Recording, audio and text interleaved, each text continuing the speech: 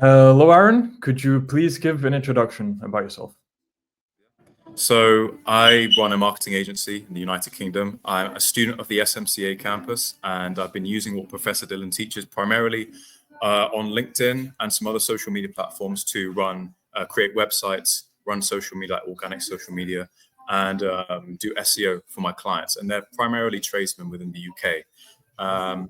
And I've been running this business for around 1.5 years now, and starting from I had no formal business education.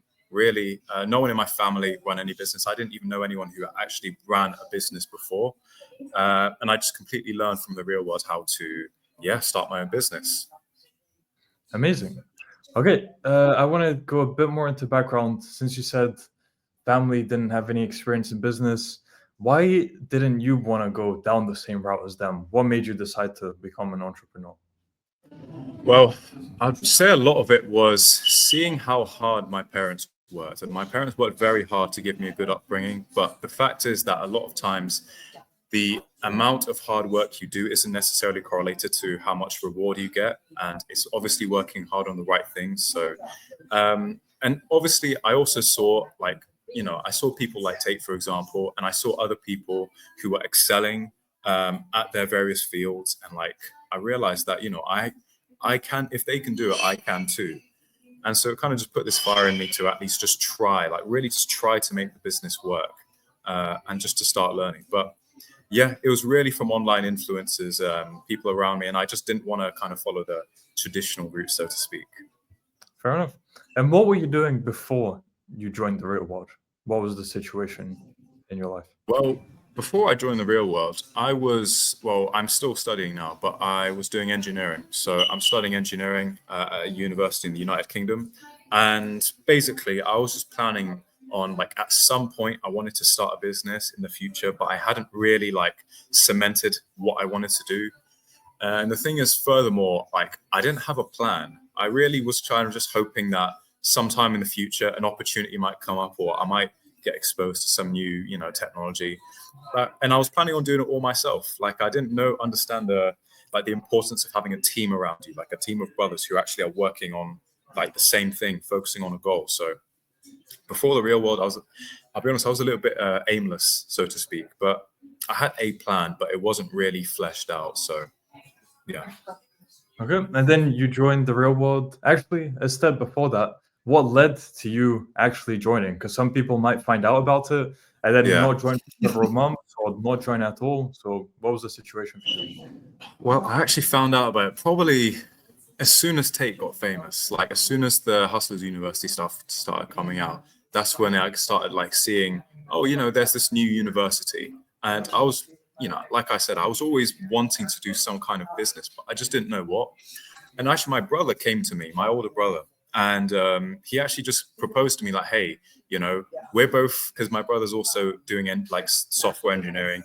We're both smart guys. Like, if we can't work this out, if we can't try and make money this way, then then why all these other guys get so much, making 10K per month for these SMMA, or these other business models. So my brother initially came to me, and I was like, cool, okay, yeah, let's join the real world together, and let's start on this journey together, and let's actively try. um, so yeah, it was just online exposure really, and family around me. Okay, and then you joined. Was the social media and client acquisition the first campus you got into, or did you try other campuses?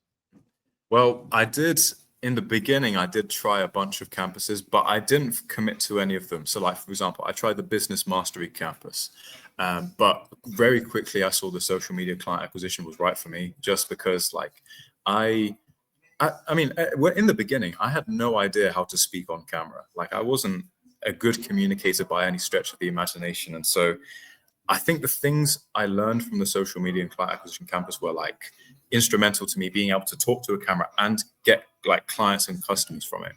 Because like I said, I was an engineer, maybe not the most sociable perhaps. And as a result, that makes getting clients and networking a bit harder. So I think Professor Dylan's teachings, absolutely were what I needed to get clients and just generally push the business forward.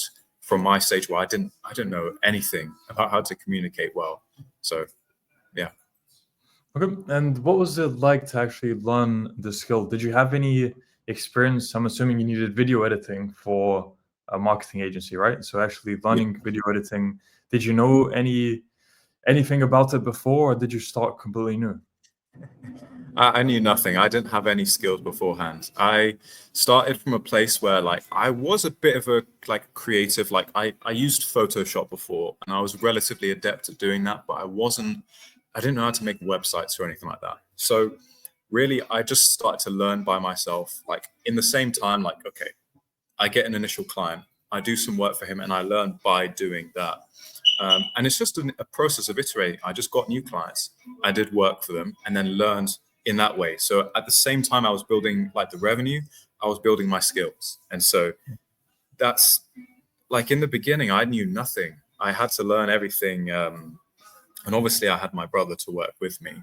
But yeah, I think it just kind of shows that like literally any business model that you want to try and run, you can, as long as you can put in the hours to trying to learn it and trying to get good at it actually. Yeah. And you put in the hours, then what was it like to actually try land your first client? Was it someone you knew, or was it completely cold outreach? It was kind of in the middle. So I started because in the social media and client acquisition, we primarily use social media to get customers. So that's DMing on various social media platforms. And I chose LinkedIn. I chose LinkedIn just because I saw a lot of my target audience was on LinkedIn. So I just made content. I kept pumping out content. And my first client was an inbound lead, actually. And this, in the beginning, actually, this was like a free client, basically. Like I didn't ask for any money. I just wanted experience in exchange for a testimonial. So I worked with them. I built their website, and they were happy with it. And then after that, they referred me to, I think, one other person. And then from there, I realized, hey, making content on social media is a way to get customers and clients, as well as DMing people on these platforms. So I used both of these things, but getting the first client was it's tough because I went into like a completely new industry, like tradesman. I'm not a tradesman by any stretch of the imagination, so I had to try and understand these guys, like make the right piece of content for them, talk in a way they would like respond and understand them as business owners. But man, yeah, it was a couple weeks of just nothing working, sending DMs, and then someone was interested. I did work with them, and then from there it was like exponential. Like the experience just allowed me to close more people, but it's just that work in the beginning that I had to get over that kind of no results in the beginning, you know. But yeah. Mhm. So before I continue on that exponential part, we'll wind back a bit. You said you made a very good point about needing to research the niche and actually understand the people you're pitching to, your services to. How did you go about actually researching that then? Well, um, I did two ways I did this to like research my niche. First of all, I actually just went out and spoke to people. I think one thing I did was I did just a bunch of cold calls. So first, when I knew no one in this industry, I just went to businesses. Like I tried to go into their premises, tried to go to networking events, and literally just cold calling business owners. And you'd be surprised at how like receptive some business owners are to like speaking with someone who just wants to understand their problems. I was speaking on the phone with one guy for like 3 hours, and he was just telling me about the problems he has in his business. I was like, while I was speaking on the phone, I was just noting everything down because everything he was saying was gold. And that's been so helpful just speaking to people over the phone, like actual in person networking.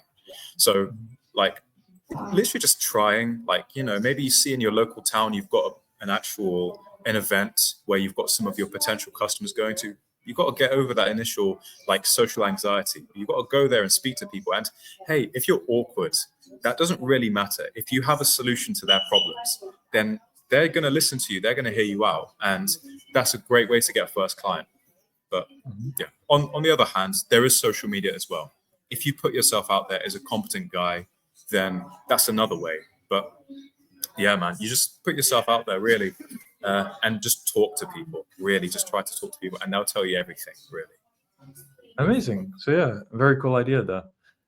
And then, as I said, going back to the exponential part, so what did you do? Did you leverage your first testimonial to then land other clients? Or, yeah, but what was the process there to actually start landing more and then paying clients? So from that initial stage, I got a testimonial, of course. But from then, a lot of in my industry is kind of there's a lot of word of mouth, but as well as that, like I just continue to post content to social media. In fact, at that point, like I realized, hey, this social media content stuff, it really works. So at that point, I just like went like full like war mode with it, like posting 4 pieces of content a day, like for like I don't know, I can't remember how many months, but just in the trenches, making content. And that was the point where I started getting more and more inbound leads. So like instead of me having to do a whole bunch of like cold outbound outreach, which is important, I just made a whole bunch of content, putting my face out there. And then as well as that, like quality DMs, like I really try to research my customers and clients and like just understand their business so I could then pitch them. But man, the exponential part came when I realized, hey, this actually can work. This is a business model which can scale. Okay, let me try and like 4x my output and see where that gets me. And I just hammered it for a couple of months. And I got to a point where I had like, I had so many customers to service. I had to expand the team and just get better at like servicing customers. Like there is a point where you have to like really try and learn your skills so you can get to like a world-class level. So that's really the stage I'm in now. But it came from just like multiplying my output and realizing that this actually does work. Mhm. And you started delegating then, right? When you had too much work to do. Yeah. What was the process there like to actually find people, to hire them, to potentially teach them what to do? Well, in the beginning, the first person I hired was actually a video editor because at that point I was making a lot of social media content. I was making so much that I had to find someone to edit videos for me whilst I was doing the client servicing. So I hired a video editor and I did outsource my work to like I think it was the Philippines. But I found a really good video editor. Like I got really lucky in the beginning, but I had to go through a bunch of like people who like just unserious. Like similarly, as like apart from video editing, I had to find someone who could also offer some SEO services, so like search engine optimization. Um, yeah, in the beginning, you'll find people who like you'll interview them and you can tell they're not serious. Like they talk about like I don't know like the games they play, or they talk about how like yeah I'm just working to just have a nice day. I just want to do enjoyable stuff. Like you can tell when they're not serious, but when you find like a proper killer, like I snap them up. Like that's the kind of guy I want on my team. So luckily I found like some core team members that I can like confidently say I want to have long-term like working relationships with. But yeah, in the beginning, when you're building your team, there's obviously going to be guys who are like unserious, who maybe you'll hire them and maybe they don't put out as much work as you want them to, or maybe they just don't want to learn. I found that people who are a bit more flexible, people who actually have a bit less knowledge but are hungry, are so much more valuable because you can teach them. Like I can record a bunch of videos of me doing the task. I can tell them what a successful task like completion looks like, and they'll just be hungry and they'll go out and do it, and they don't care about the obstacles in the way. So it was just trying to find people who are hungry. That's what it is. Okay, very cool. And then let's see some more about your personal situation. Back before you joined, you said in a way you were a bit aimless because you didn't have the guidance that you do now. So how different is your average day now compared to before you joined? Well, that was some time ago, but I say average day. Well, okay, let's just compare to now. Like right now, I pretty much well, I'm trying to squeeze time as best as possible. So I don't like scroll on social media. I don't waste time that I could be using working. So now I pretty much work all the time.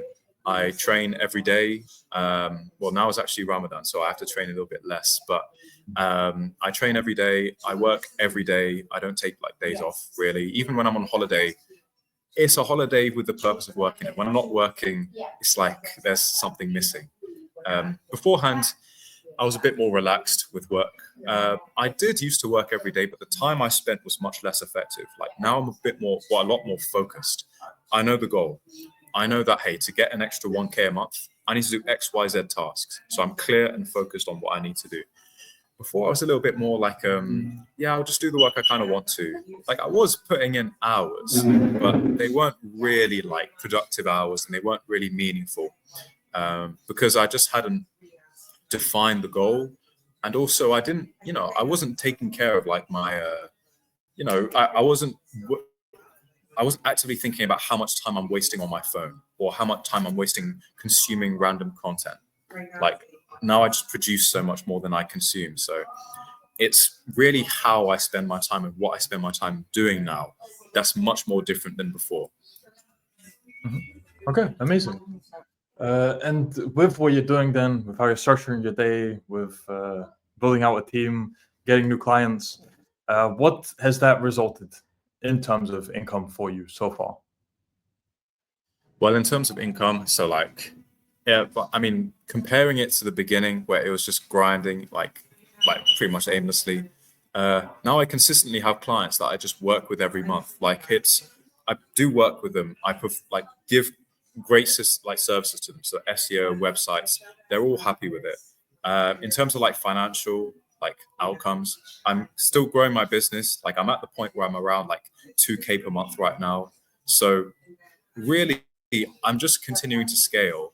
But like from a day-to-day perspective, like I'll probably have a team meeting in the morning where I go over my team. I make sure they're doing the correct tasks that they actually should be doing to push the business forward. And then like I follow like Luke, for example, like he has a checklist. Like I just look at my checklist. Okay, what task do I need to get done today? And I just execute. It's really that simple. I do my work. I go to train, I go to eat, I do more work, and then I optimize my sleep. But in terms of like what that's resulted, yeah, it's clear. My business has grown so much more. Now I'm a lot more clear and focused on what I need to do.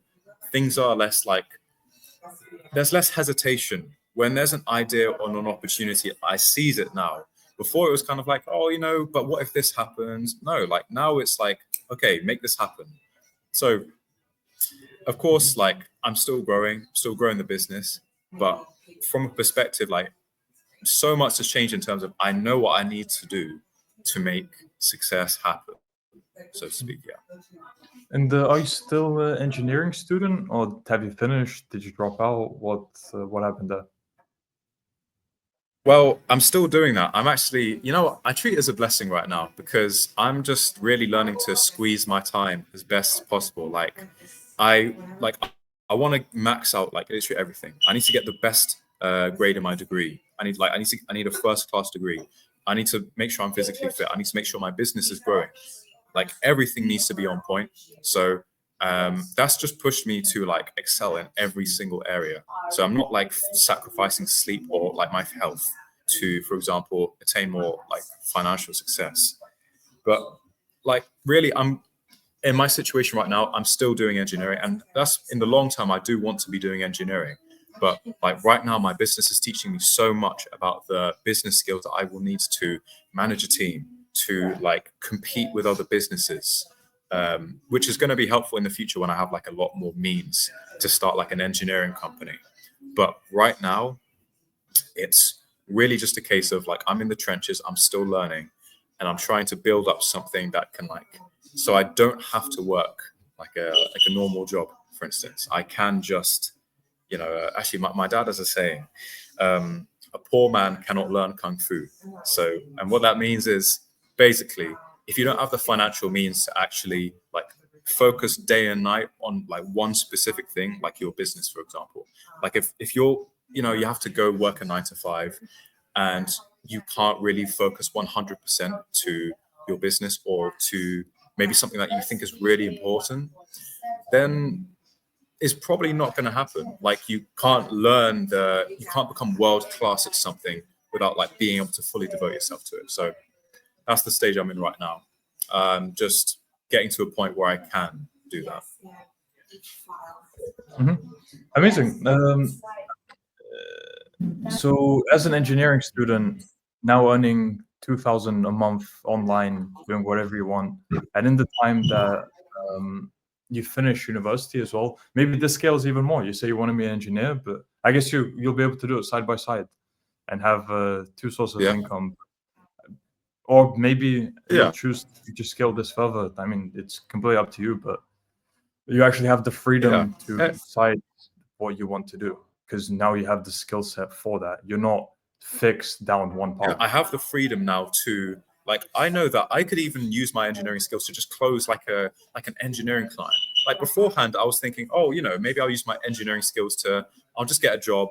And I know it's easy to get comfortable and just work for 20 years at a company and then retire or work at another company with a minimal salary increase. But like, I can go to a company and I can sell them on my services. Like, I know how to sell now. I'm not saying I'm the best salesman, but it's opened up like a completely new way of thinking. Like, people, when I ask someone like, hey, maybe you're going on maybe someone's going through financial difficulties and they're like, man, I don't know what to do to make rent next month or something like that. Like to me, it's obvious, just close another client, just sell some more people on your services, or just like send a bunch of direct message or call people, like try something. So like, it's just shown that like, if I lost everything right now, if I lost my business, just everything went, I know I could build it back up, because like, I know what I would need to do to go out and get new clients, or to sell my skills to other people, or to learn a skill. And I think that's the great thing about the real world, is like, these skills, you don't just apply them to, you can just apply to your business, but you can apply them to like anything. Like if you make shoes, okay, you can be the best shoe salesman, and you can like learn how to make the best shoes so you can sell them to this particular customer. Like, it's just opened up a new way of thinking. Love that. All right, so I'm happy to wrap up there with a final question. For people who are unsure about joining the real world because they're thinking they might get scammed for $50, what advice would you have to them? Listen. To any of you who are thinking about joining the real world, like, if you are actually serious, like if you're actually serious and first decide if you're serious or not. If you are serious about wanting to be financially free, to actually build a business that can, like ensure your family is financially secure for years to come, and like build something like great, special, and learn from like the best people, because I've networked with so many great people. If you're serious about doing that, then brother, you should join now. Because if you don't join, then you're just gonna, here's what's gonna happen. You'll not join. You'll think, oh, I can do it all myself. And then you won't have the right influencers who can actually guide you and tell you what you need to learn, and when you're actually doing something that's not useful. So my advice, bro, just join now.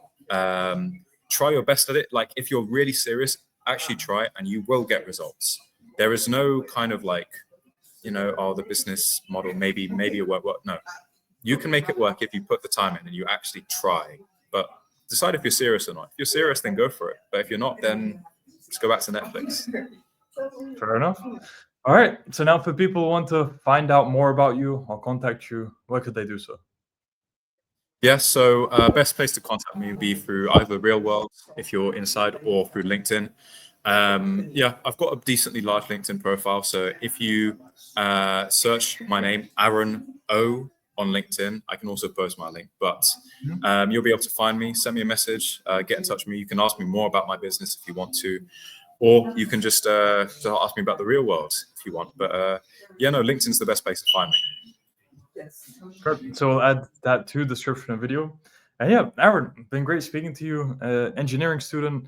How old are you? Because I didn't ask before. I'm 22 right now. Yeah, 22, engineering student, building your own social media marketing agency on the side, earning 2,000 a month already from that. So supporting your university studies. And it can grow exponentially. And yeah, it's not just the money, but also just how much your life has changed. That completely shifts the trajectory of your life as well. So thank you for coming on and sharing your story. I'm sure it inspires some people, and I wish you all the best. Appreciate you taking the time. Yeah, it was great speaking.